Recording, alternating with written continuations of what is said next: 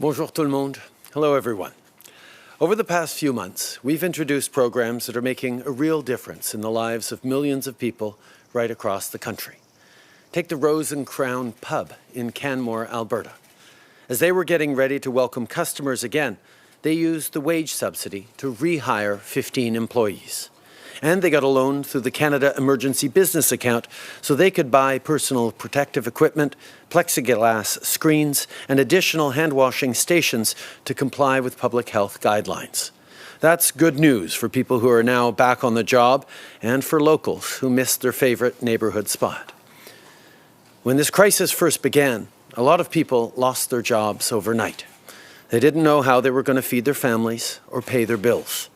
So our government responded rapidly and substantially to support Canadians with programs like the Canada Emergency Response Benefit and the Canada Emergency Wage Subsidy. 3 months later, we're beginning to see across the country that we're now in a place where we're gradually and safely starting to reopen parts of the economy. But I'm not going to sugarcoat it. We still have a long journey ahead. Some sectors will bounce back more quickly than others. Many workers will be able to find work, but others won't. Over the past few months, Canadians have been able to count on the Canada Emergency Response Benefit to help them get through a tough time. And the reality is that even as we start to reopen, a lot of people still need this support to pay their bills while they look for work. That's why today I am announcing that we will be extending eligibility for the CERB by 8 weeks. So if you've been getting the CERB and you still can't work because you're unable to find a job or it's just not possible, you will keep getting that $2,000 a month. Over the next few weeks, our government will look at international best practices and monitor the economy and the progression of the virus to see what changes, if any, need to be made to the program so that more people are properly supported. But I want to be very clear with Canadians. Our goal here is to make sure that the CERB is working for you in the best way possible. Our government will continue to be there for you. This pandemic is an unprecedented challenge for our country, and we're going to make sure that all of our supports, including the Canada Emergency Wage Subsidy and employment insurance, are working effectively to get Canadians back on their feet. That's also a big part of the reason why I proposed to give the provinces and territories $14 billion to make sure that you have childcare, that there's testing and tracing, and that your workplace is safe. As the situation evolves, so too must our response evolve with it. And that's what we're going to keep doing. Dès le début de la crise, notre gouvernement a agi rapidement. Since the beginning of this crisis, the government acted quickly and thoughtfully to support Canadians with programs like the Canadian Emergency Benefit and other emergency measures. We are now gradually reopening 3 months later, cautiously and safely, in part because companies are using programs like the wage subsidy. But I will be quite frank with you, we still have a long way to go. Some sectors will come back more quickly than others. A lot of people will find work, but not everyone will. In recent months, Canadians have been able to count on the Canadian Emergency Response Benefit to help them through these difficult times. But the truth is that even if some activities will start up again, a lot of people will continue to need that support to pay their bills or while they look for work. This is why I am announcing today that the eligibility period for the CERB will be extended by 8 weeks. That means that if you now receive the CERB and cannot go back to work because either you can't find a work or it is not possible for you to work at this time, you will continue receiving $2,000 a month. Over the next few weeks, our government will study best practices internationally as well as carefully monitor the economy and the trajectory of the virus to see whether we need to adjust programs to support people more effectively. But I want to be very clear with Canadians. Our goal is to make sure that the CERB works for you. Our government will continue to be there for you. The pandemic is an unprecedented challenge for our country, and we want to ensure that all supports, including the Canadian Emergency Response Benefit and employment insurance, work hand in hand to help Canadians get back on their feet. We want you to have the support that you deserve during these difficult times. This is why I suggested giving the provinces and territories $14 billion so that you could have quality daycare, so that testing and contact tracing could be increased, and so that you could go back to work safely. The situation is continuing to evolve. We must evolve with it, and that is what the government will continue to do. News regarding the Canada-U.S. border. I now confirm that Canada and the United States have once again agreed to extend by 30 days until July 21st the current measures in place along our border. This is an important decision that will keep people in both of our countries safe. Je veux terminer ce matin avec des nouvelles concernant la frontière canado-américaine. I would like to conclude with some news on the Canada-U.S. border. I can now confirm that Canada and the U.S. have agreed to extend current border measures by 30 days until July 21st. This is a measure that will protect our people on both sides of the border as we continue to fight COVID-19. I will now be happy to answer your questions. Operator. Thank you. Merci. For questions, please press star 1. Pour les questions, faites étoile 1. First question, Christy Kirkup, The Globe and Mail. Line open. Good morning, Prime Minister. Many legal experts say that one concrete thing that your government could do to reduce the harms caused to Black and Indigenous communities would be to remove all mandatory minimum sentences in the criminal code. Will your government make this commitment? That is certainly one of the clear recommendations that is coming out. There's a clear message today from the Parliamentary Black Caucus to that effect, and we're going to continue to look at that and other measures that we can move forward to make sure that our justice system does not continue to be unfair towards racialized Canadians and Indigenous Canadians. D'enlever les peines minimales obligatoires, c'est certainement une façon d'aller de l'avant. On est en train de... Eliminating minimum sentencing is one way of moving ahead, and we are also looking at other measures to ensure that our justice system is fair to racialized Canadians and Indigenous people. Until it has assurances that there will be closer monitoring of health and safety rules, and until there's a better grasp of what went so wrong. What will you do to address their concerns? I spoke with President López Obrador just a couple of days ago. We touched on this topic. I shared my sympathies and condolences to the families of the Mexican workers who passed away here in Canada. We are also, as a country, preoccupied with what has happened, and we're and we're going to make sure that we're following up not just with our partners around the world, but with Canadians to ensure that we know what happened and we make sure that we're keeping all workers in Canada safe. J'ai eu la chance de parler avec le président López Obrador. I had the opportunity to speak with President López Obrador 2 days ago, and I told him that we will continue doing everything we can to protect the safety of all workers in Canada, including temporary workers. Thank you. Merci. Prochaine question, Raymond Fillon, TVA. À vous. Merci. Bonjour, Monsieur le Premier ministre. Thank you, Prime Minister. Good morning. We understand that there will be no additional restrictions applying to the CERB, and yet last week you wanted to take the CERB away from people who were fit for work. Why the change? We had proposed a bill that would make it possible to require more stringent certification to make sure that people were looking for work. We will still go ahead with regulations and recommend that people look for work. We want people to go back to work if there is work. We recognize that there are some 3,000 people who want to work but can't. And with an economy that starts up slowly, there will be a lot of people who want to work and can't. So we will be there to support them while seeking to find ways of supporting those who do go back to work.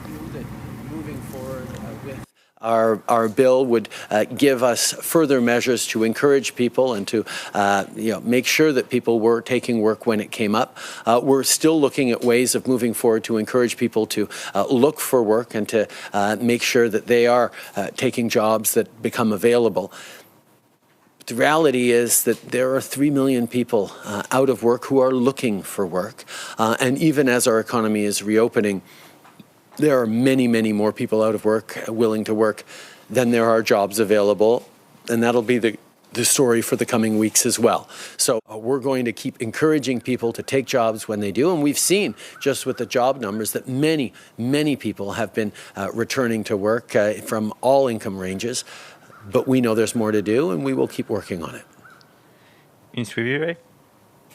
Mais qu'est-ce qu'il y a dans la prolongation annoncée aujourd'hui pour inciter But les gens? what is there in today's extension of the program to encourage people to return to work? And how much will this extension cost?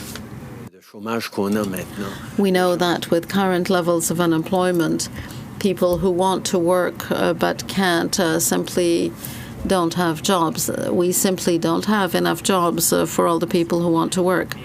The economic renewal is coming, but it won't be fast enough to allow everyone who wants to work to find a job. So we are extending the CERB to ensure that people who can't work either because they can't find a job or because they're looking after loved ones because of COVID-19 can continue paying their rent and buying their groceries. Thank you. Merci. Next question, Alex Ballingal, Toronto Star. Line open.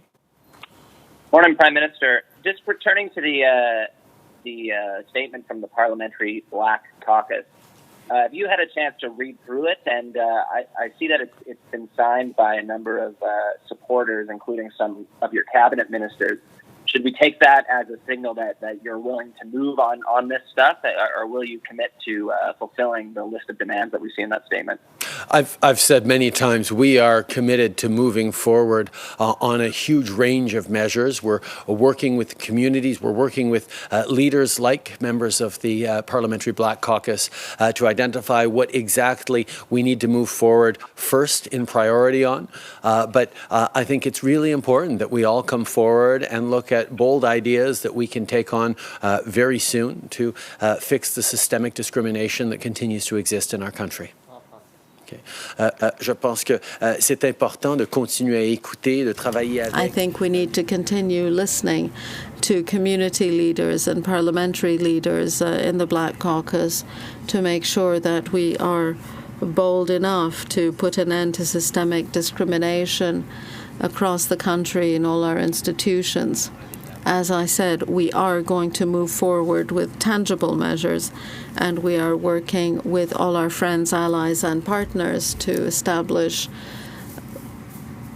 which measures will be prioritized. The data on the website shows the RCMP spending has gone up by 32% since the year you took power. Which is about $900 million in spending. So I'm wondering if you can tell us why that budget has gone up so much, and if you're looking at, as that statement you just discussed calls for, looking at reallocating some of that spending to different programs. We are always going to make sure that money invested in keeping Canadians safe is spent exactly the right way.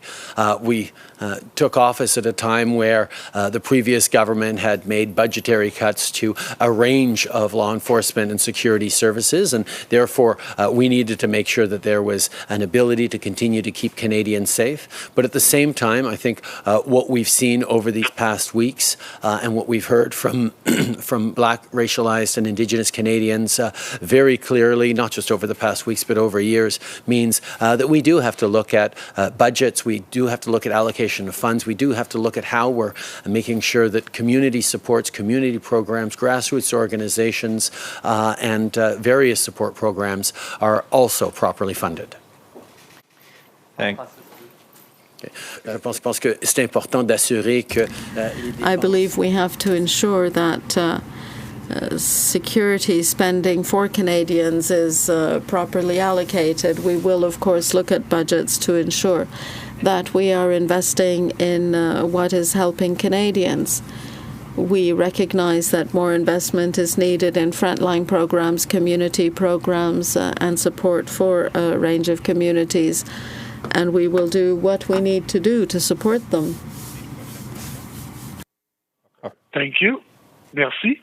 Prochaine question. Émilie Bergeron, Agence QMI. À vous. Bonjour, Monsieur Trudeau. Good morning, Mr. Trudeau. This morning you announced an 8-week extension of the CERB instead of the 16 weeks that you might have done. This is something you could have done by regulation, and yet last week you tried to amend the CERB through a different process. Why did you wait for those negotiations, which did not in fact lead to anything, before extending eligibility? In the bill, there was a process to more strongly vet people to make sure they were looking for work. That is what we tried to do through the bill, but unfortunately the bill was not passed, and we needed to find other ways to encourage people to look for work.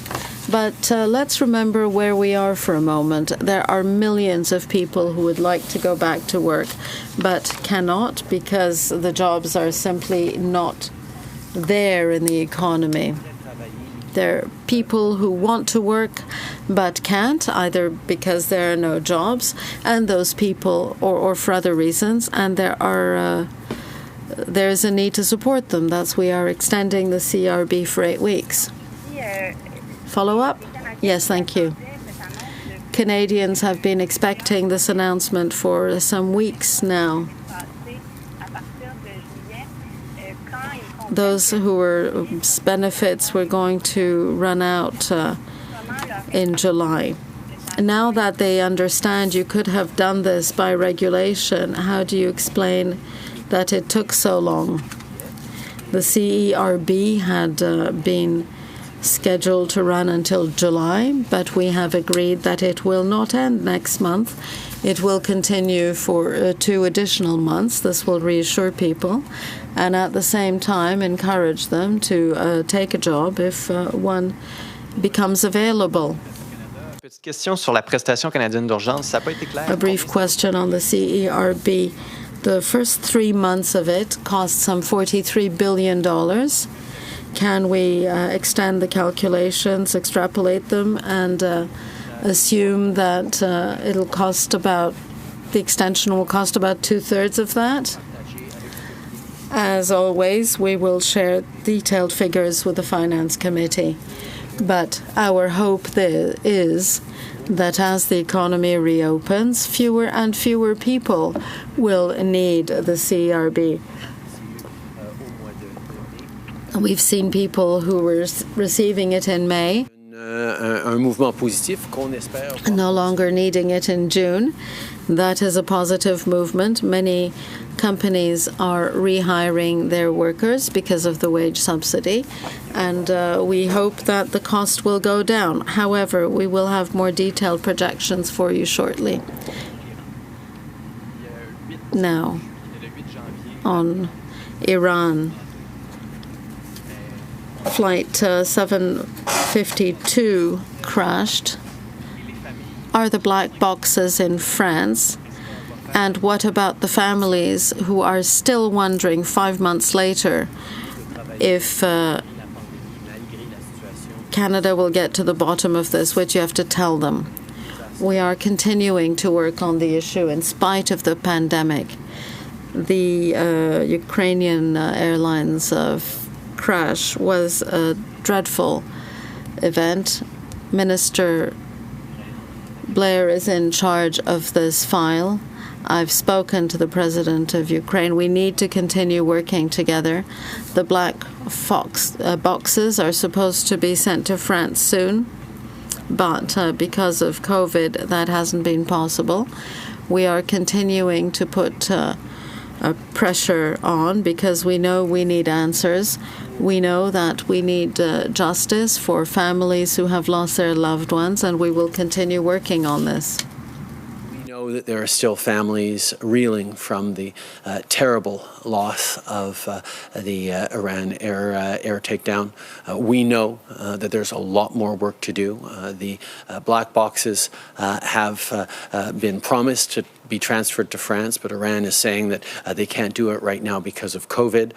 Obviously, even though there's a pandemic, we're continuing to work on this issue. I spoke with President Zelensky of Ukraine just a couple of days ago where this issue was discussed. We're going to continue to put pressure on the Iranian regime alongside our international partners to get answers, to get justice, to get compensation for the families. And this is something we've committed to do and we will continue to do. The Honourable Ralph Goodale is leading these efforts for Canada and continues to be closely engaged on it. Mia Rabson from the Canadian Press. Is your government willing to do what's needed to allow the Canadian cities to be part of the hub for the NHL to continue to play? And when will that decision be made? We have indicated that we are comfortable with moving forward on an NHL hub in one of 3 Canadian cities that are asking for it. Obviously, the decision needs to be made by the NHL and the cities and provinces in the jurisdiction. But Canada is open to it as long as it is okay by the local health authorities. Okay. Je sais que c'est une décision plus précisément pour... This specifically is a decision for local health authorities, provincial health authorities in the 3 cities who want to welcome the NHL for the summer season. That decision will be made by the NHL, but the federal government is certainly open to having that go ahead. That they're specifically asking for help to in the COVID-19 recovery for Black-owned businesses, as well as more work from the government and to include businesses owned by Black Canadians in procurement. Are you ready to commit to those things specifically going forward?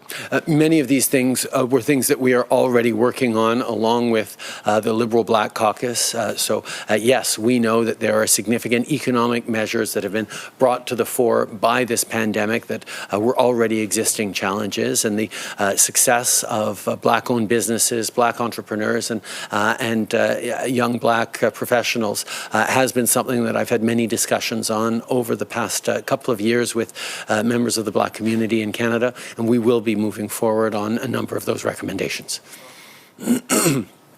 On sait que cette pandémie a souligné.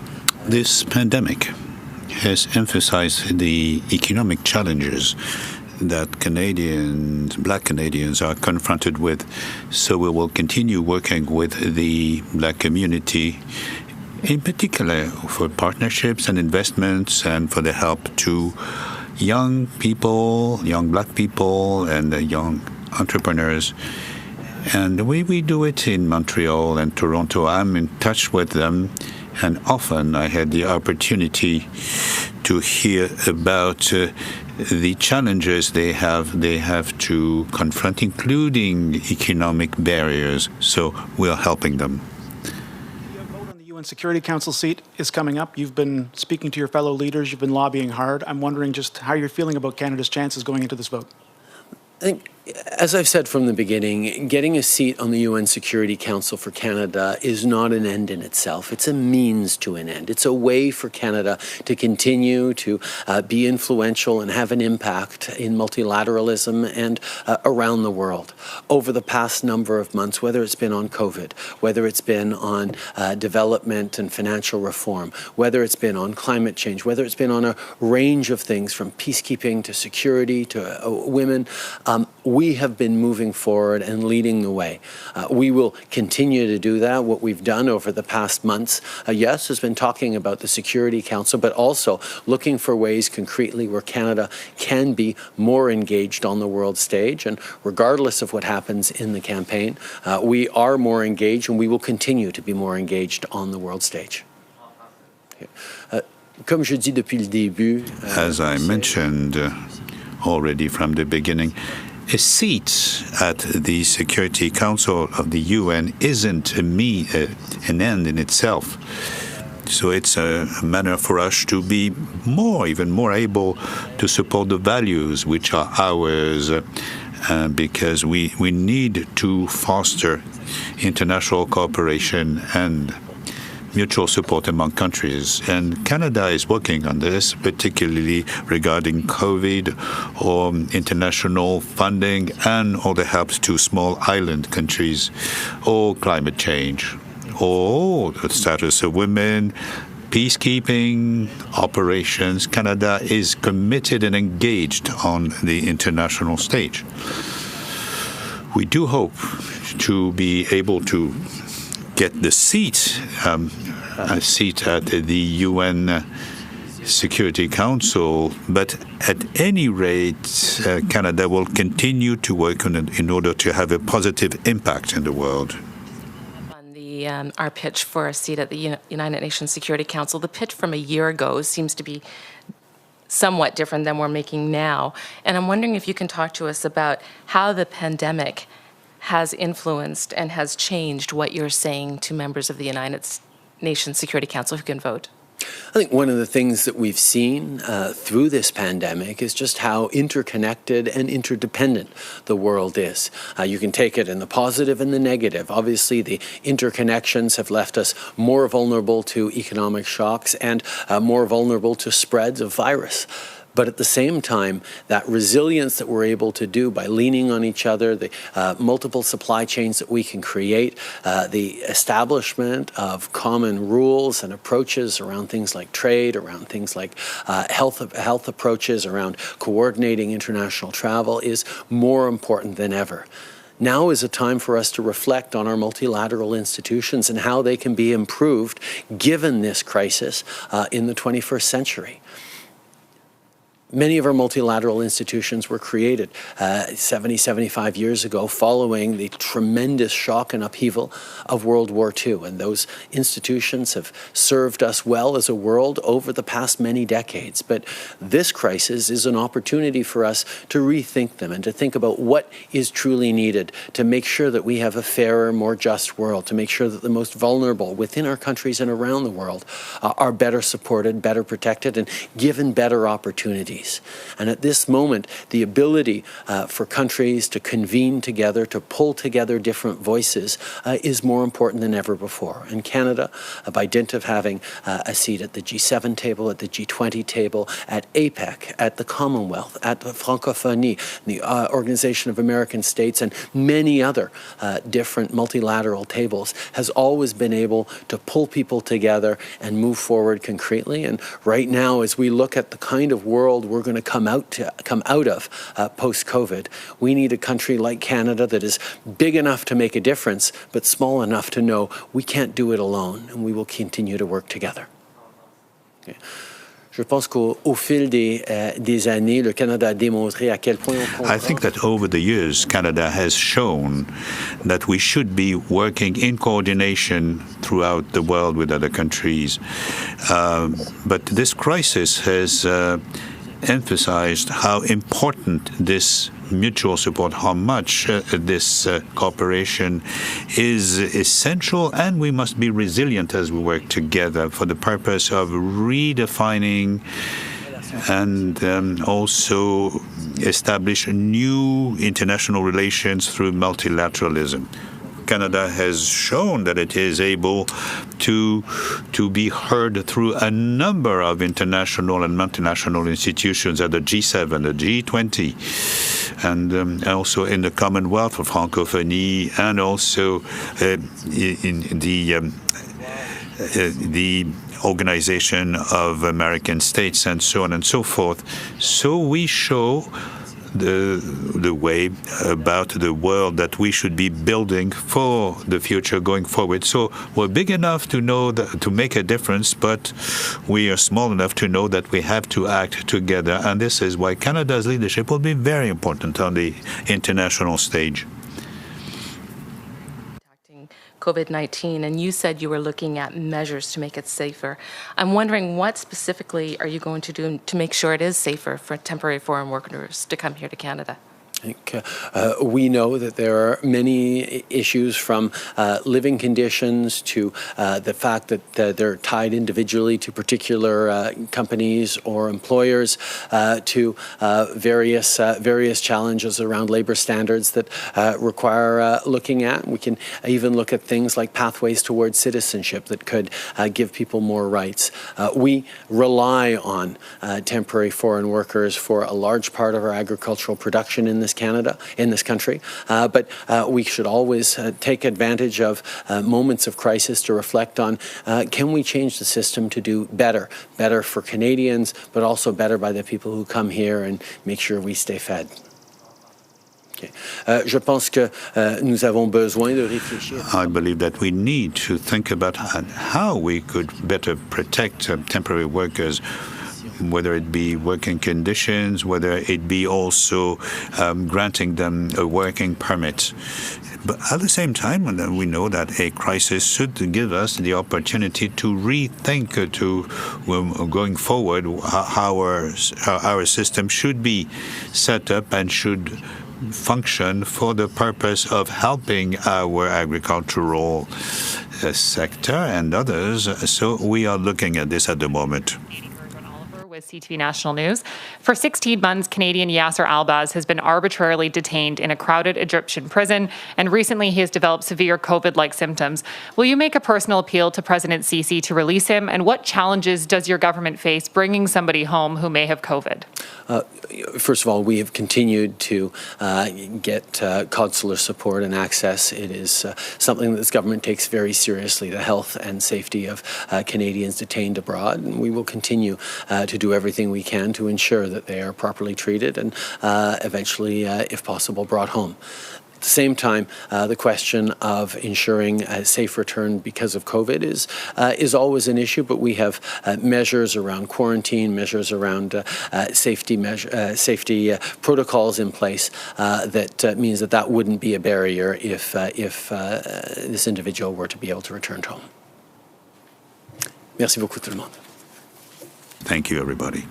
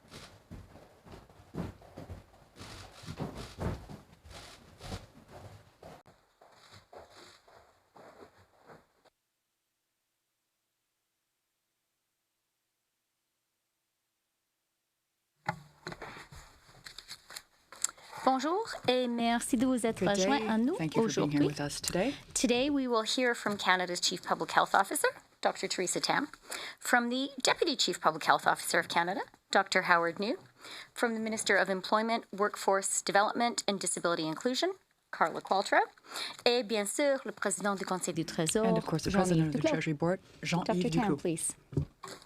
Good afternoon and bon après-midi à tous. As usual, I will begin with an update on the latest numbers for COVID-19 in Canada.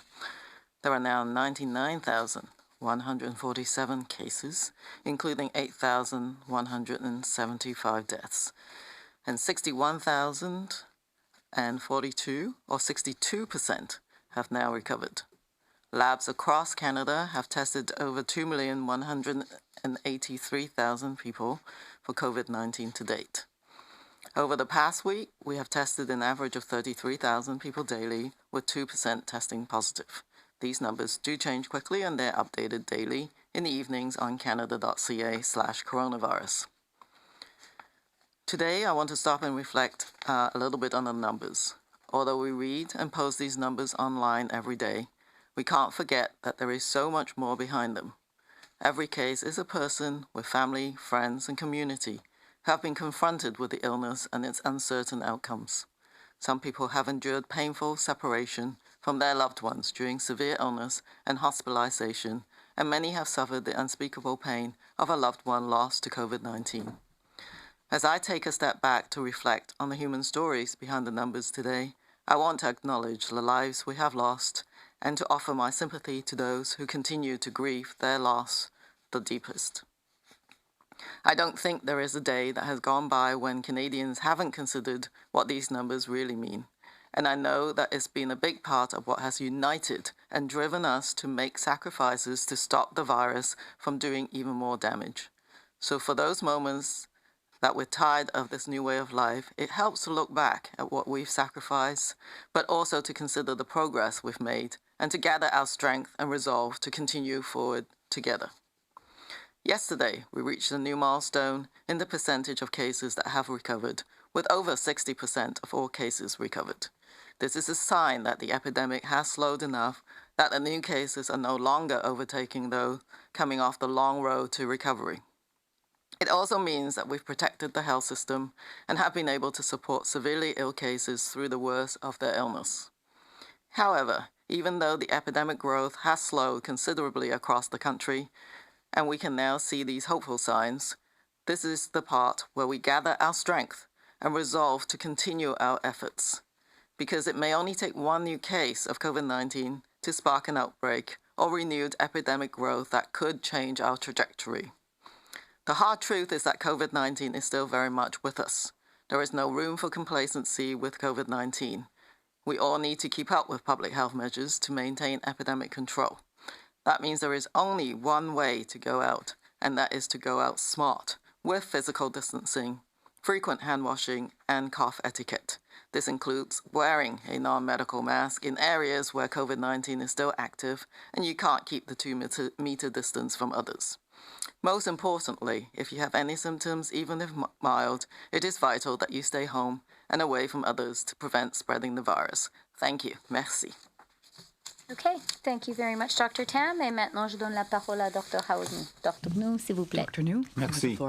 Bon après-midi. Comme d'habitude, voici les derniers chiffres sur la COVID-19 au Canada. Il y a maintenant 99 147 cas, dont 8 175 décès et 61 042 personnes rétablies, soit 62 des cas. À ce jour, les laboratoires au Canada ont analysé les tests de dépistage de la COVID-19 de plus de 2 183 000 personnes. Au cours de la dernière semaine, nous avons testé en moyenne 33 000 personnes par jour. 2 d'entre elles ont obtenu un résultat positif. Ces chiffres évoluent rapidement et sont mis à jour quotidiennement en soirée sur le site canada.ca/le-coronavirus. Aujourd'hui,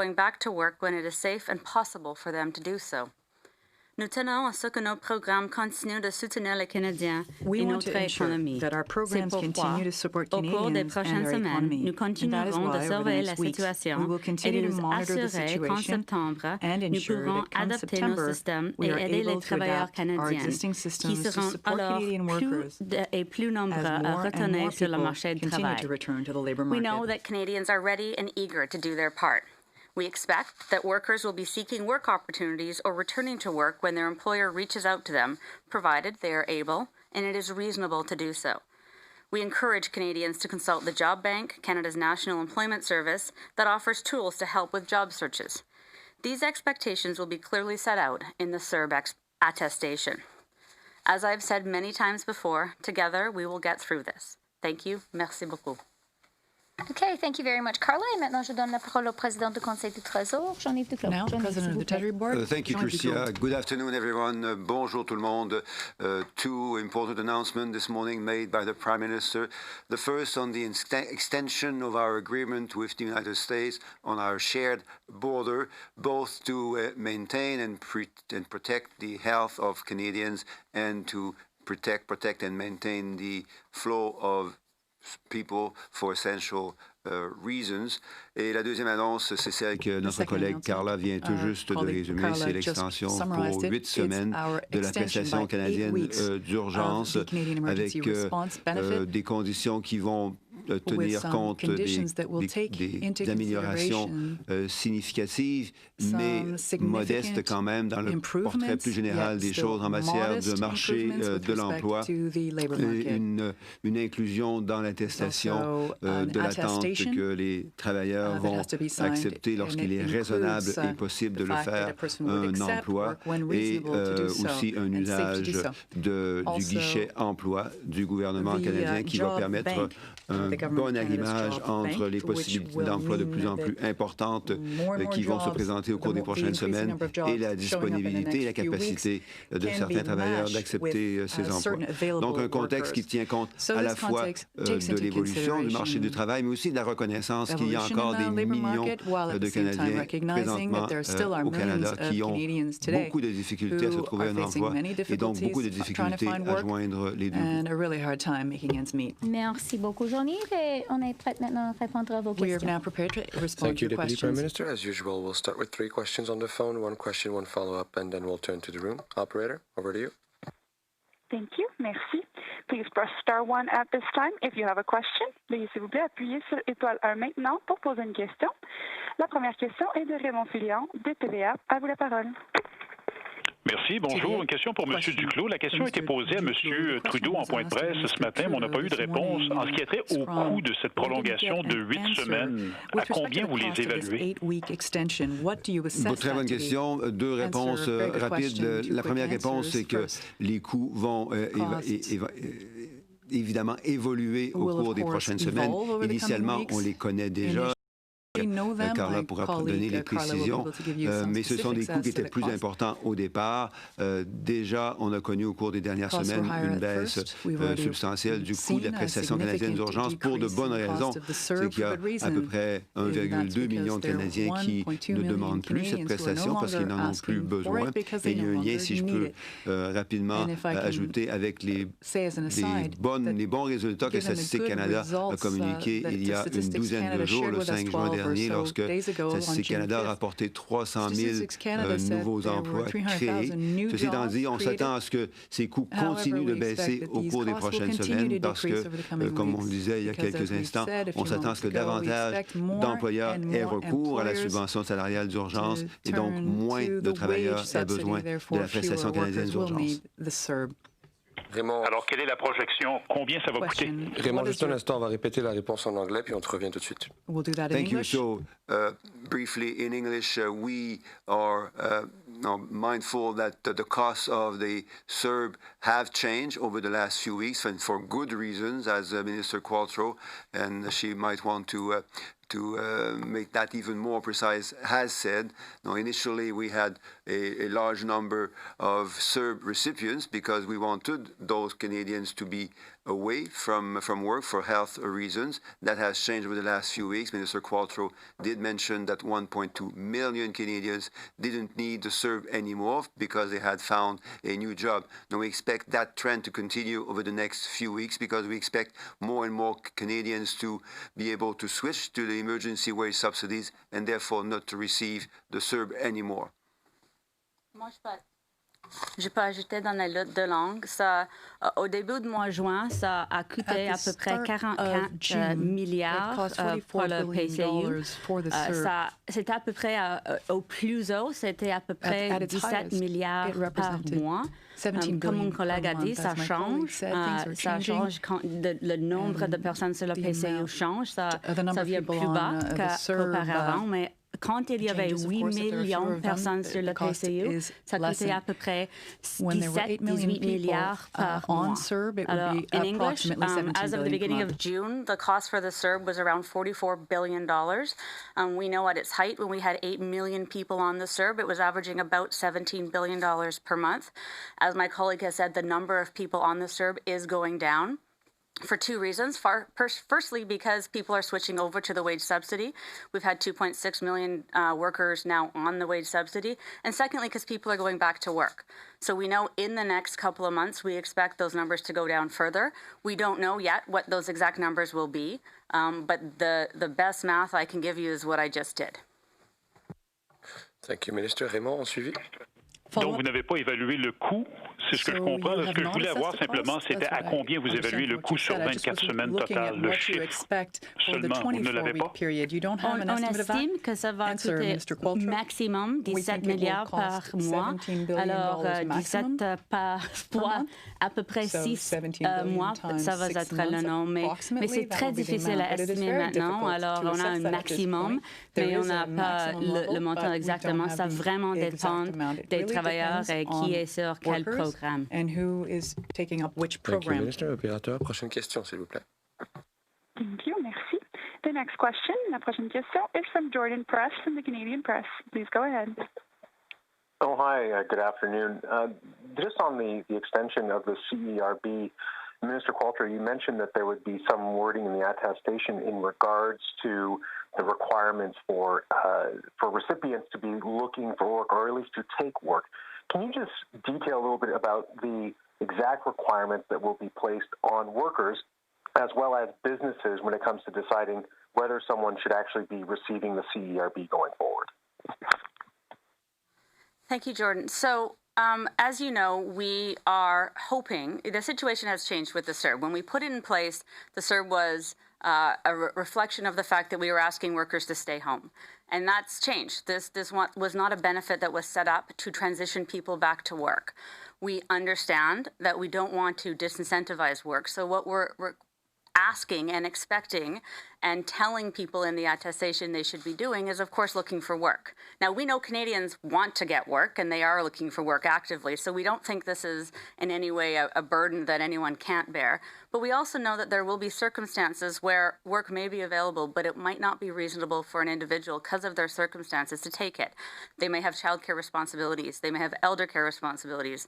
They may be ill, or they may have COVID symptoms. So we can't impose an obligation on somebody to take a job, but we are encouraging and saying that through the attestation that people actively seek work and take it when it's reasonable in their circumstances to do so. Jordan, follow up? Yes, thank you for that. Just on another matter, in regards to the statement from the Black Parliamentary Caucus this morning, it's signed by a number of allies. So to Ministers Duclos and Qualtrough, can you explain what your signature means as far as actions you plan to take as a cabinet minister? And for the Deputy Prime Minister, can you just explain a little bit about why your name wasn't attached to this statement? I'm going to start just by clarifying, which is that my name is on the statement. I think that there was a snafu in one of the initial releases, but I did choose yesterday to sign it. And look, I think that the past couple of weeks have been a turning point for Canadians in really understanding that systemic racism, systemic discrimination exists in our country, that anti-Black racism exists in our country and that we need to do something about it. And I see this statement as one of those steps. I would also really like to thank Greg Fergus for his hard work in putting the statement together, in working with all of us as members of his caucus on these really important issues. And I don't know if my colleagues would like to add anything. I will say that in English because it's something that is dear to me across Canada, and certainly where I come from in Quebec City. It's something that came to me first when I heard the Prime Minister say a couple of weeks ago that for people like me, because of who I am and where I come from and the fact that I never suffered any discrimination, the most important thing is to understand how the other and how others feel in their hearts, in their minds, and how they see and unfortunately live with the barriers that come with being a Black Canadian. And I had exchanges, very fruitful exchanges with some Black Canadians over the last few days in my riding of Quebec.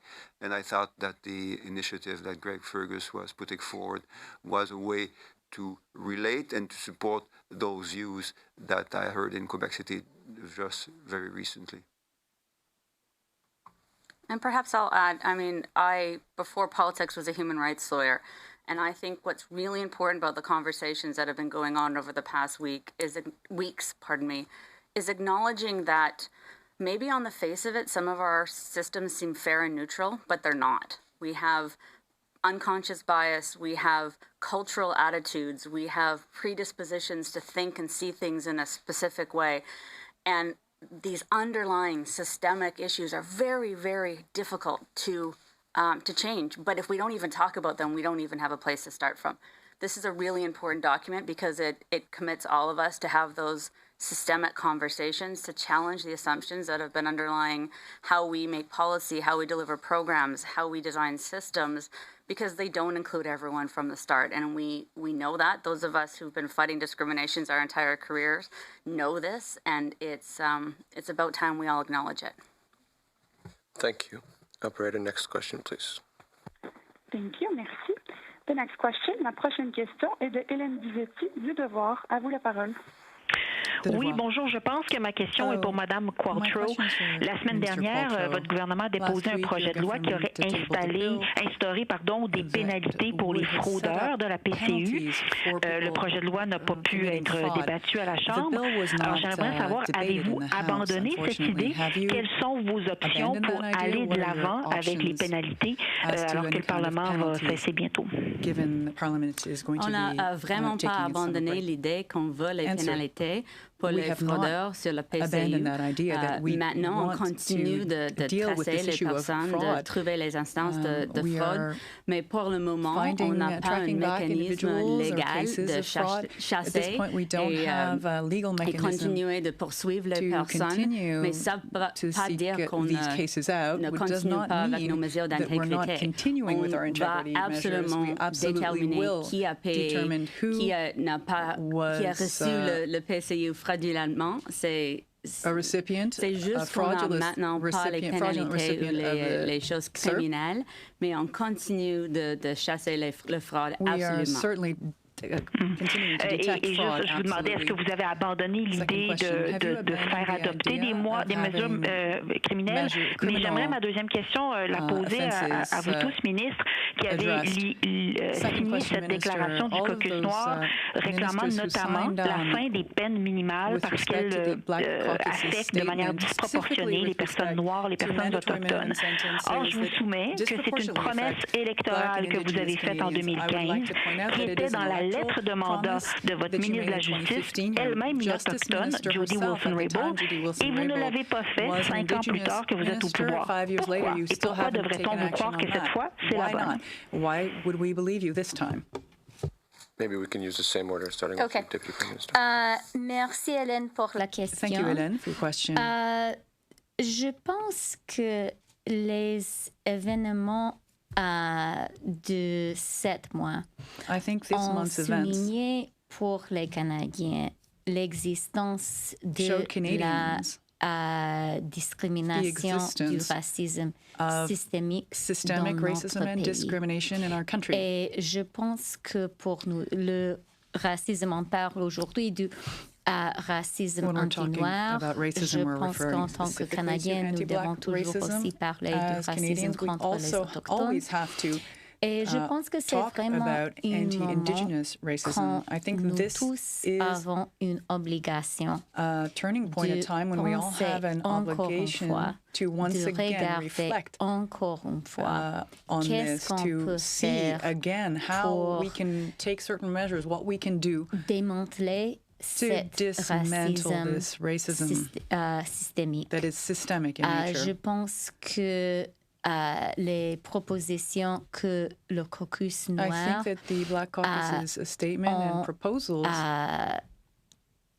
les propositions du caucus noir sont très importantes et c'est pour cette raison que nous, les alliés, ont signé aussi une lettre du caucus. On a vraiment du travail à faire et je pense aussi que c'est un moment que nous donne ici au Canada la possibilité de vraiment faire les changements importants. Je pense et j'espère que, comme une société, nous avons tous compris à quel niveau ce sont des enjeux importants et à quel niveau ce sont les enjeux autour desquels on doit vraiment faire des choses concrètes.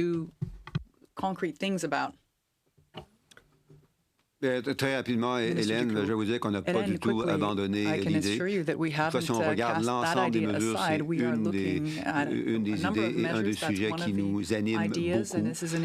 Moi, je regardais encore très récemment les statistiques en matière d'incarcération et de représentation de la population. Juste pour prendre un exemple, les Noirs au Canada, c'est à peu près 3 de la population, c'est 9 des personnes incarcérées. Les femmes autochtones, 4 de la population des femmes, mais 41 de la population des femmes incarcérées. Donc, il y a de gros enjeux. Ils tournent autour, entre autres, de celui que vous avez mentionné. À nouveau, on n'a pas abandonné. On continue d'y travailler. Non seulement d'y travailler, mais de travailler aussi avec d'autres, parce que ce n'est pas tout de compétences, évidemment, exclusivement fédérales. Mais il y a évidemment beaucoup d'autres questions qui accompagnent ces statistiques, les environnements socio-économique, privation, évidemment tout ce qui a rapport avec les liens avec la police, les mesures autres que les mesures carcérales qui peuvent aider à décarcériser cette population qui est surreprésentée dans nos prisons. Merci, Monsieur le Ministre. We will now turn to the room, starting with Ian, I think. Ian Wood, CTV News. Minister Qualtrough, or Duclos, Freeland, whoever wants to jump in on this one. The CERB extension today, are there going to be any more strings attached or eligibility changes? As I said, we are sticking with $500 a week. The de minimis, or the allowable earnings, is staying at $1,000. We are going to have stronger language in the attestation that encourages, even expects, workers to look for work, take work when it's reasonable for them to do so. But those will be and remain the fundamental bones of the projects, the program. Okay. With regard to the U.S. border,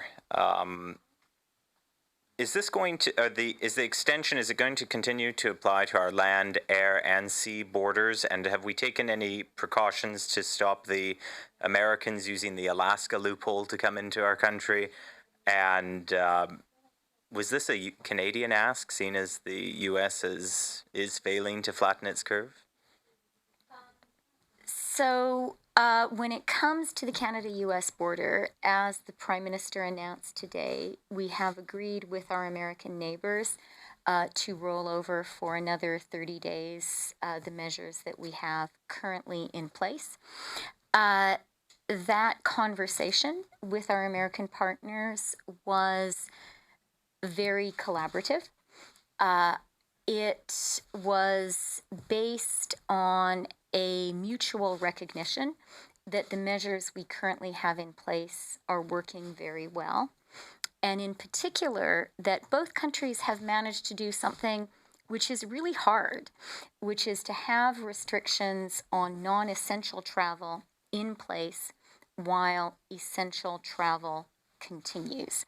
That was our objective from the beginning.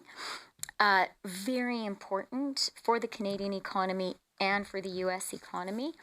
And I'm just really pleased that we have managed to achieve that.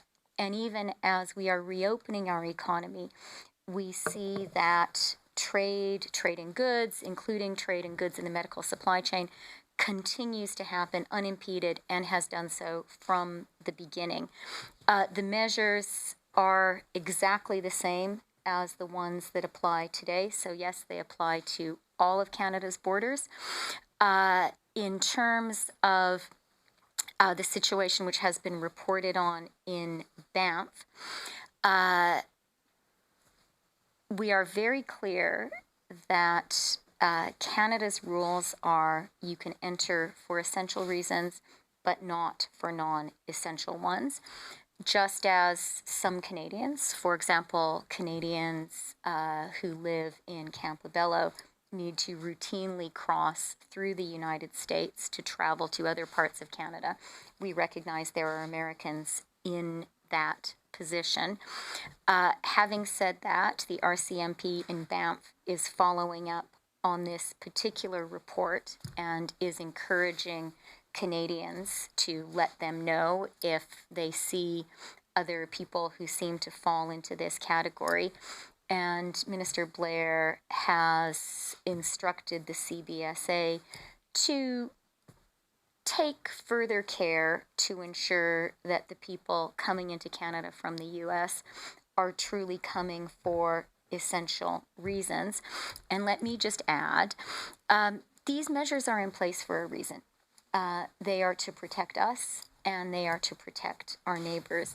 Let's remember, we do still have some travel restrictions in place within Canada.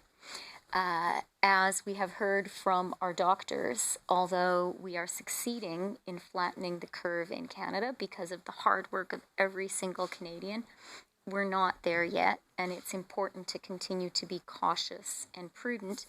And I would say to our American friends and neighbors, I love the Rockies too.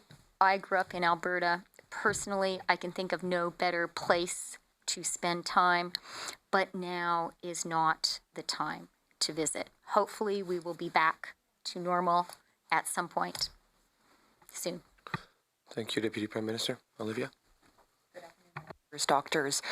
Deputy Prime Minister Freeland, I have a question for you about the temporary foreign worker situation with Mexico. The country is reportedly holding back as many as 5,000 temporary foreign workers. I'm wondering if you can tell us if an investigation is taking place to find out what happened to these temporary foreign workers who died of COVID-19 in Canada. What sort of protections is your government considering to put further in place to protect foreign temporary workers who are in Canada? And as well, what are you doing for Canadian farmers who are relying on these temporary foreign workers to come here to Canada? Okay, lots of questions in there. And let me start with the most important point, which is how sad we all are about the deaths of these people who came to our country to help us and to work hard and to help themselves and their families. And it is a real tragedy. And our hearts go out to their families and their friends. The Prime Minister yesterday had a conversation with the President of Mexico, and both leaders reiterated the strength of our relationship and our connection with Mexico. Marie-Claude Bibeau, our Minister of Agriculture, has spoken also with Mexican officials about this. We are working closely with the province of Ontario to ensure that the conditions in which temporary foreign workers live are ones that don't harm their health And I think that all Canadians need to take that obligation very, very seriously. And of course, the employers need to take that obligation very, very seriously. Our government has provided support back in the early days of the pandemic to farmers to help support the quarantine of temporary foreign workers arriving in Canada. And it's really, really important that these workers, like everybody working in Canada, live and work in safe and healthy conditions. That's something our government is very, very concerned about, very focused on. And let me just add also, we're very grateful for the partnership and the collaboration with Mexico, the Mexican government.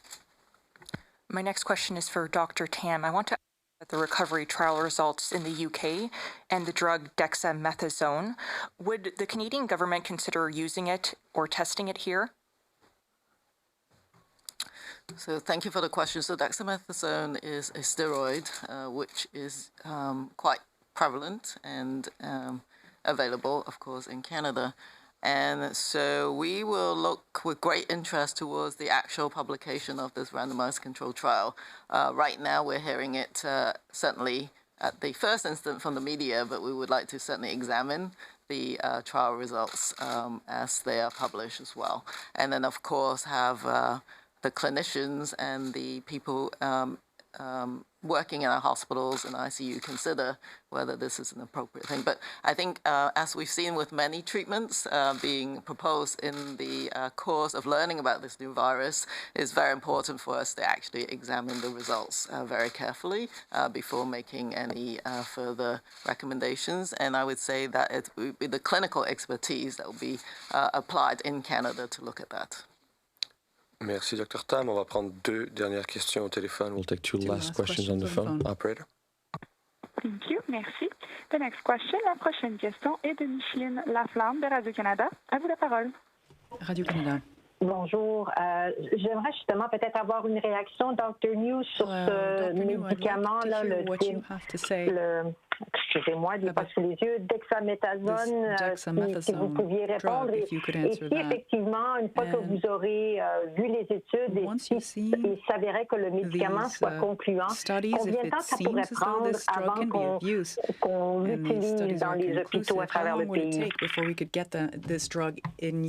Merci pour la question. Comme Dr. Tam a constaté, nous sommes au courant. On a vu aussi les nouvelles dans les médias, mais on s'intéresse beaucoup à regarder les résultats dans une publication scientifique. C'est avec une analyse qu'on va aussi discuter avec nos homologues des provinces et territoires et aussi les chercheurs partout au Canada parce que, en effet, s'il y a vraiment des résultats comme qui sont optimistes, peut-être que c'est quelque chose à considérer. C'est sûr, peut-être qu'on va considérer peut-être avoir des essais aussi au Canada. C'est pas une question d'utiliser dans les hôpitaux au Canada, mais aussi de peut-être continuer avec la recherche ici au Canada parce que c'est toujours la science qui évolue et ce n'est pas une question avec seulement une étude. On est prêt à utiliser partout au Canada. C'est une question de vraiment dans une façon prudemment d'utiliser les résultats et aussi discuter avec les scientifiques c'est quoi les prochaines étapes pour considérer les essais ici au Canada. Si on fait ça, je pense que on est très, comme il dit, habile au Canada avec les chercheurs, avec les réseaux ici déjà établis au Canada. Je pense que si on décide peut-être au futur d'avoir des essais au Canada, on peut mettre en vigueur rapidement. Merci. Micheline, en suivi? Micheline, a follow-up? Concernant la PCU et sa prolongation, j'imagine que les travailleurs saisonniers, tout que vous vouliez inclure dans le projet de loi ne seront pas touchés. Est-ce qu'il y a moyen pour vous d'élargir l'admissibilité ou en ce moment, c'est vraiment tout simplement ceux qui ont eu droit à la PCU jusqu'à maintenant pourront la recevoir pour une période plus longue? Merci pour la question. Pour être answer. Thank you clair, for your question. les travailleurs saisonniers sont maintenant inclus dans le programme PCU.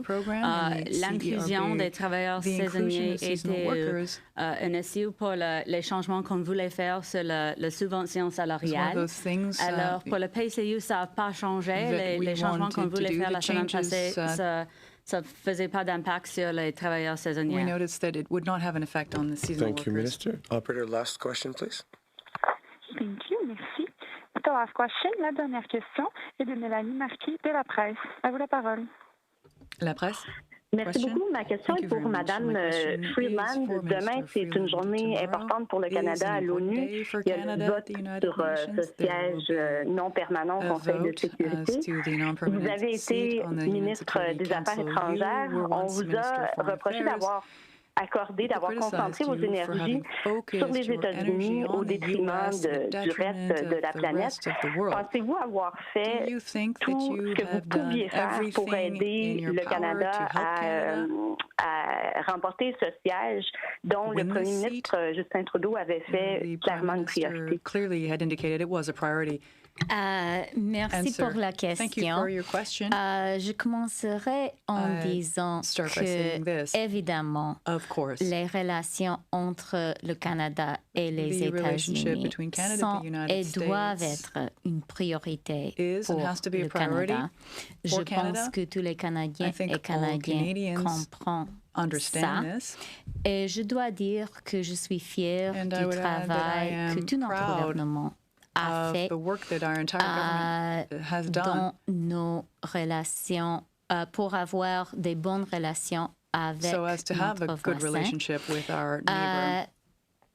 C'est toujours pour chaque gouvernement canadien un travail important, un travail prioritaire. Concernant les relations internationales en général, je suis fière de tout le travail que notre gouvernement a fait du début de l'élection du Premier ministre Trudeau en 2015. Pour moi, le leadership canadien à l'échelle internationale est très important pour les Canadiens et est très important pour le monde. Nous comprenons tous que l'ordre international fondé sur les règles est aujourd'hui menacé par beaucoup des choses, des événements. Et le Canada a une des voix à l'international les plus fortes. On renouvelé l'ordre international fondé sur les règles. Et je dirais aussi que les valeurs, les principes du Canada aujourd'hui sont importants comme jamais, comme le féminisme, comme la défense de la diversité, comme l'idée que le multilatéralisme est important. Je veux conclure seulement en disant que je suis très fière du travail que notre Premier ministre fait aujourd'hui à l'international et aussi que François-Philippe Champagne, notre ministre des Affaires étrangères, avec qui j'ai échangé ce matin, fait aussi un excellent travail. Merci. In English, please, Deputy Prime Minister. So look, let me just say, when it comes to the United States, Canada's relationship with the United States is and must be a priority for every Canadian government, and it has been a priority rightly for our government as well. And I think Canadians absolutely understand and recognize why it is so important for every Canadian government to do a good job with that relationship, regardless of the politics of the moment. And I will take an opportunity to thank all Canadians, to thank premiers of provinces and territories, to thank mayors, to thank union leaders, to thank business leaders for the Team Canada effort that we mounted together when it came to the renegotiation of NAFTA, which was a major job of our government and actually will only be concluded on July 1st when the new NAFTA comes into force. That was rightly a priority, and we got through it and succeeded together. When it comes to Canada and the world, our voice is important as never before. The rules-based international order, which has been at the center of Canadian foreign policy since Canada first developed a foreign policy, is under threat today. And Canada is one of the most important voices in the world, fighting for that rules-based international order, fighting to renew that rules-based international order and to make it fit for the 21st century. As an example, just yesterday, my colleague Mary Ng chaired a meeting of the Ottawa Group of Trade Ministers, a very important part of that effort. And some of the principles and ideas that Canada stands for are needed in the world today as never before. Feminism, speaking up for diversity, speaking up for human rights, speaking up for the environment. These are all central values for our government, and they are issues that Canada champions around the world. And let me just conclude by saying that I am really, really proud of the work that our Prime Minister is doing internationally, and really proud of the work that our Foreign Minister, François-Philippe Champagne, is doing. In fact, I was in touch with him just this morning. I know he is working really hard. He always does, but more than ever today. Mélanie, en suivi. Oui, écoutez, je rebondis sur ce que vous venez de dire, Mme Freeland. Vous avez parlé à François-Philippe Champagne ce matin. Que vous a-t-il dit de ses espoirs de gagner le vote demain ou peut-être dans un éventuel second tour? Winning this vote tomorrow or perhaps in a second round? On doit être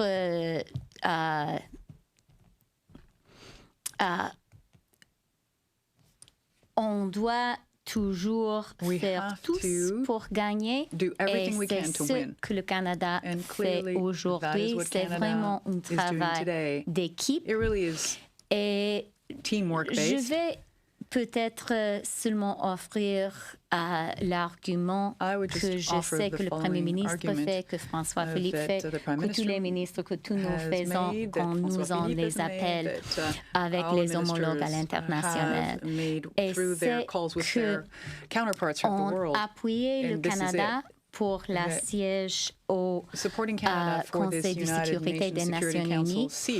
Chaque pays qui vote pour le Canada votera pour son intérêt. Every one of these countries would be voting for their own interest if they vote for Canada, because having Canada's voice au Conseil de sécurité at the Security Council sera bon pour tout le monde, or will be good et bon for the entire planet and good for each individual country. Thank you. Merci, Madame la Vice-Première ministre. Ceci met fin à la conférence de presse pour aujourd'hui. That's it for today. Thanks, everyone.